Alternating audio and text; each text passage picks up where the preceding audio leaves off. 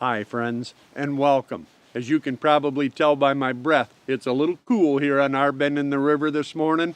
It's the harvest season, and sometimes we sort of forget what that really means. You see, today we're going to go back in order to move forward, which is to say we're going to go back to bow camp after 5 years of being away. Our good friend and pro staffer Ryan Hopkins called me the other day and he said, "Hey, how come we don't get together and do a little bow hunting like we always used to?" And to tell the truth, I didn't have a good reason. Kids, grandkids, schedule, the other things in our lives, there's always somebody coming up with some reason why you can't go do what you really want to. But I'm here to tell you, my friends, family, friends, deer hunting, that needs to be at the top of your make time list. So we carved out a couple of days just before the rut really began to bang, and we decided we were going to get back in the trees. And I probably should say as well that it took 31 or 2 or 3 passes of rock, paper, scissors to decide, but Ryan is actually going to hunt first. Hey, I'm your host, Kyle Randall. This is my Wilderness Journal, and we're going back to bow camp right now. It wasn't supposed to rain that first afternoon, but when you only have a couple days... Seeing any? Not yet. No. Oh, it's been 5 minutes. Yes.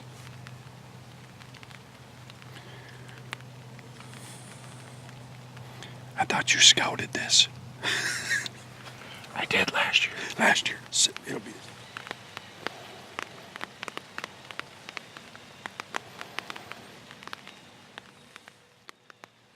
We got settled in, and through the rain and the gloom, you could still see the last vestiges of fall. There was still some color out there. What there wasn't was much deer movement, so Ryan decided he'd try a little grunt and see could he pull something out. And about halfway through his second round, something grunted back.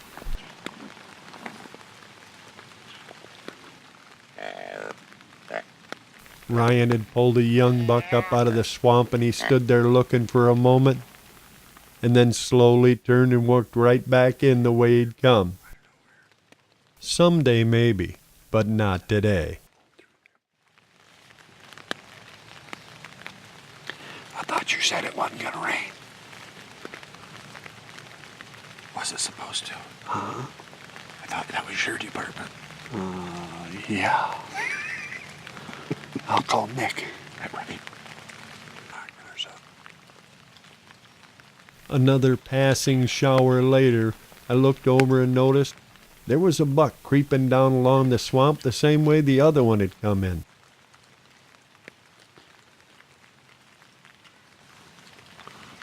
Pretty young 2-year-old right there. Yeah. Tomorrow's deer. Tomorrow's.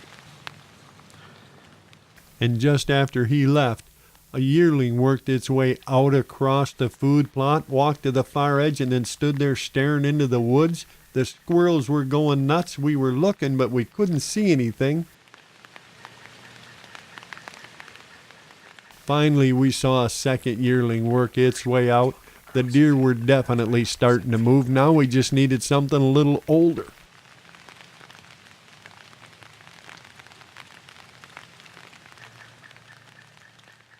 And speaking of older, an adult doe with an interesting white mark came working her way out into the food plot, followed by a dandy older buck. A nice 9 point.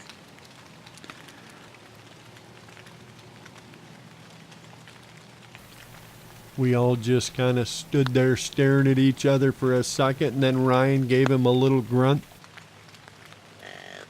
The buck pulled up short, so Ryan gave him another.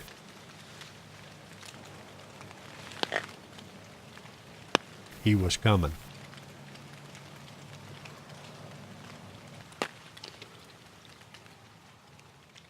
That is, until he wasn't. For some reason, he stopped about halfway in and then turned around and started working back out of the food plot. The does and fawns were still there. They weren't alarmed. But he just marched out the far end of the field, and when he got there, he got all puffed up, started sidestepping like a buck will do when he's challenging another. We do see another buck in there. He's walking sideways. There's got to be something in there. But we couldn't see one. That was a pretty nice buck, but try as we might, we just couldn't coax him over there close enough for a shot. I did notice when he left the far side of the field, he was posturing. He was all puffed up and sidewalking like he was trying to push off another buck, but so far we hadn't seen one, and to tell the truth, I figured this set was over. That is until a different buck with a busted up rack came working out the way the other buck had gone in, and following behind him,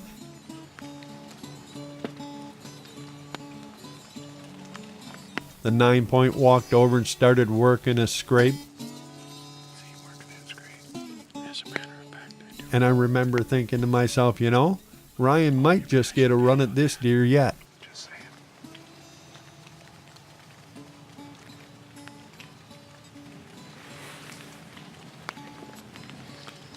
See them 4 scrapes around that maple he's walking by.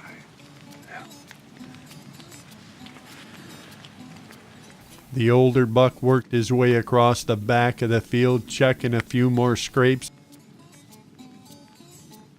And then he finally turned and started working his way back in toward Ryan.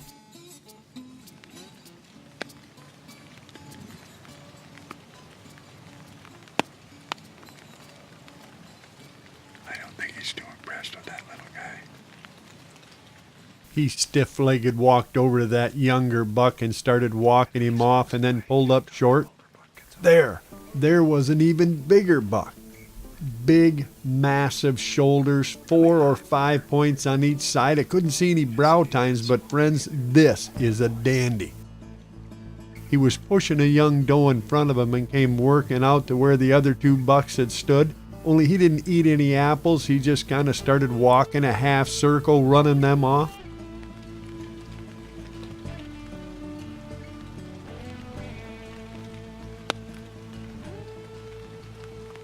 As he pushed out into the field, first one and then the second buck worked their way down and passed on our left, and I thought, if that big boy keeps coming, if he comes after those 2 bucks,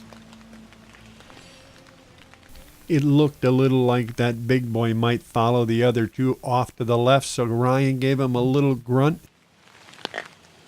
There's our boy. He was on the hook. And he is coming to visit it right now. He was coming, and then he started to go after those other bucks. Ryan already had his bow in his hand, so this time I gave a couple grunts. And that's all it took. Now it was on Ryan.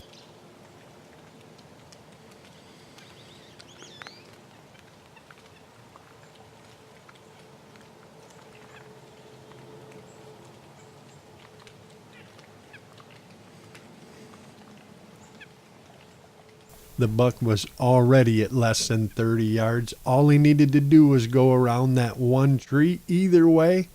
And then he started to get a little nervous. And then he just trotted off.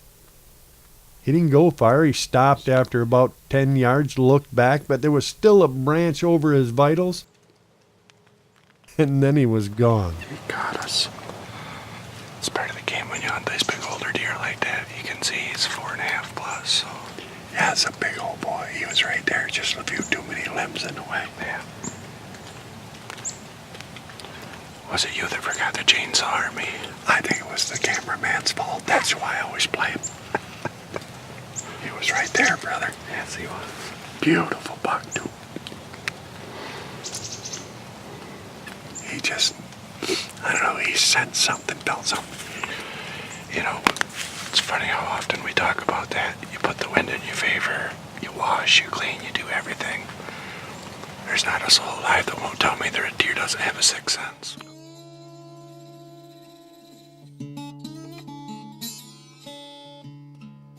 One limb between us and a possible shot at a monster buck. Yeah, I blame the Arbor Day folks. Now really, the truth is, no matter how you set up for a bow hunt, you can't cover it all. If that buck had come either way a couple of steps, Ryan would have had a shot. But in the end, I agree with him. Those old bucks get old by sensing danger. They just feel it. I don't know what it is, but I've seen far too many old deer just turn around and leave for no good reason. Maybe they can hear our hearts beating out our throats, I don't know. But for whatever reason, when he moved off, we decided it was time to pack it in. We just have to come back and try again tomorrow. And fortunately for us, tomorrow dawned clear and cool. Everything was perfect for a deer hunt, with one exception, and then Ryan fixed that for me too. Goodness, thank you. The glare in the camera was almost unbearable. Terrible, isn't it? Well, it was kind of hard to white balance. So, how did we pull this off? What has it been, 5 years since bow camp? Well, I tell you what, I think it has been. 5 years? It's taken that long, isn't that terrible? And we get in a tree 2 nights in a row? I get any older, I won't be able to get in a tree. We'll figure I something out. have to get a man lift or something. Right, right. I think you got a good 15 years left. Yeah, I like the way you think anyway.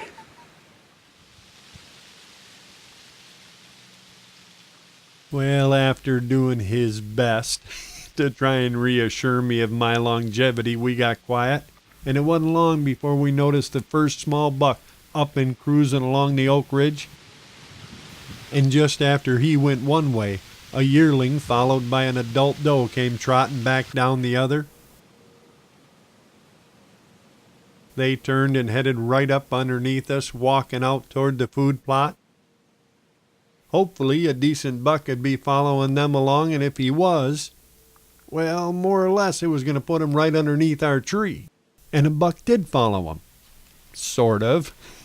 Yeah, this little button buck walked right up underneath us and then went out and started pestering that doe just like the big boys. Someday he might be king of the forest, but for now, I think he was more of a nuisance.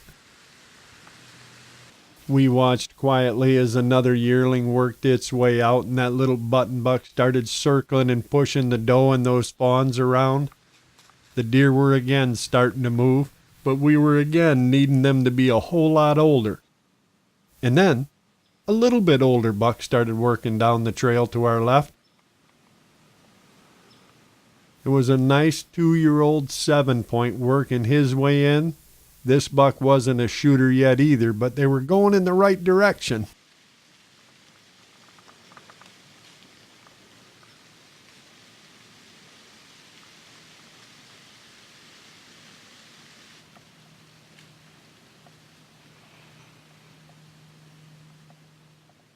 That buck gave us the once over twice and then moved out into the field. And when he got out there, all he did was eat. He didn't seem to take any notice of the does or anything else for that matter. He just stood out in the food plot eating as if the rut really wasn't happening at all. He did rather nonchalantly look around from time to time, but mostly he just fed his way out across the field.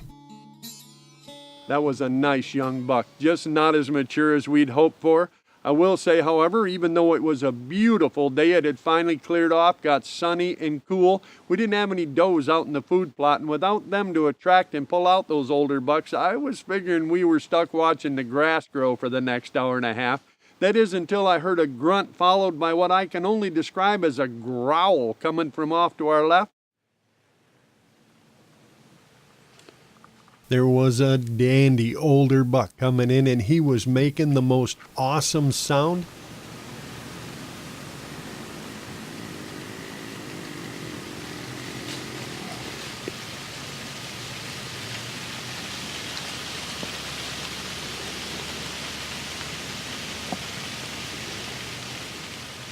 I'm really sorry you can't hear this better, because for minutes he just stood there growling out at that other deer. And then finally, he started coming to the false scrape that Ryan had made. He stopped once and growled again for a little bit.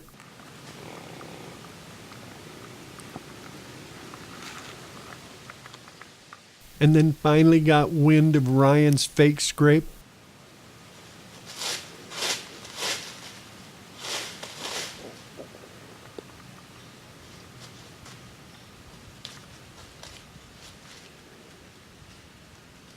Just a few more steps.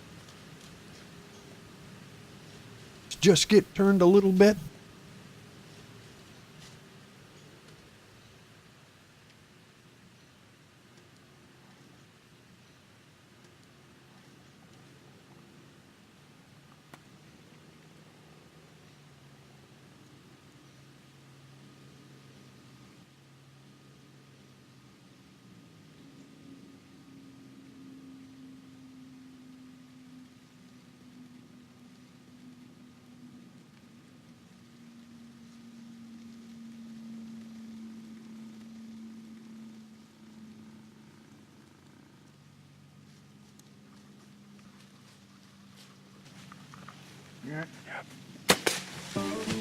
Right there. Right there. Nice shot, brother. Right on the money. He's there. Oh, he's down. go, It Hammer. is just spinal tapped him. Huge buck too. Nice job, brother. Awesome. That is going to the show. That has been way too long for that, buddy. Yeah, it has. Nose is running, it's cold, the deer chasing. Did you hear him? But I tell you what, it sounded like a tiger down there growling at that other little buck that went by, didn't he? I have not. You don't hear that very often. No, not not that that constant. length of time. Brrr. When That I hear was that kind of noise, I think it's like enchilada night or something. That was very cool. Oh, I haven't. That That was incredible. That's the show, right? I mean, that's what the rut's all about. You see big bucks show up from out of Yeah. tunnels in the ground, and they do stuff like that. Right. That was awesome. That little scrape you made over there to give him a place to stop, that didn't work, did it? Only once. Yeah, But it's only got to work once. that was awesome. He walked right up and said, "Hey, somebody's been messing in my backyard." Oh, that was beautiful.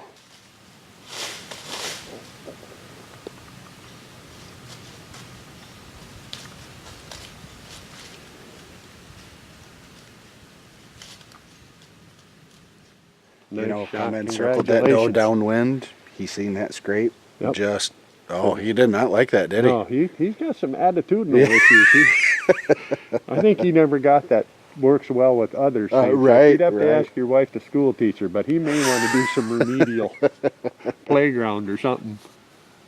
That is, I don't know if it's cold or if it's just been so long, but I'm shaking a little bit. I'm not, you're supposed to. It's supposed to be exciting, man. wow, what a great deer. I guess. Great show, great night, great. Finally quit raining.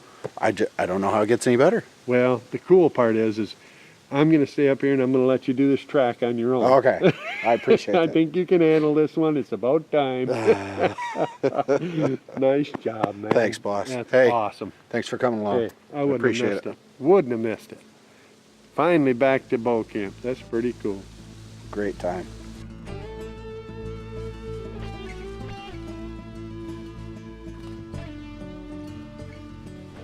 So, Ryan Hopkins, I tell you, Kyle, it doesn't get any better than that right there. 4-year-old buck in the peak of the rut. Growling, chasing, the activity we've seen the last 2 days, and just a great buck. I mean, just hands down, great deer. I mean, I'm so happy. It's not the one we originally thought we would chase, but I don't know if I've seen this deer. Well, And I don't think I'm going to pass up a 4 or 5-year-old buck. yeah, we were talking. We were talking just yesterday in the tree stand, whispering about how hard it is to come by a perfect 10, a slick 10. Obviously, it's not difficult for you. Just the rest, right, just yeah. the rest of us mere mortals. All right, yeah. Yeah, the first one I've ever in my life taken.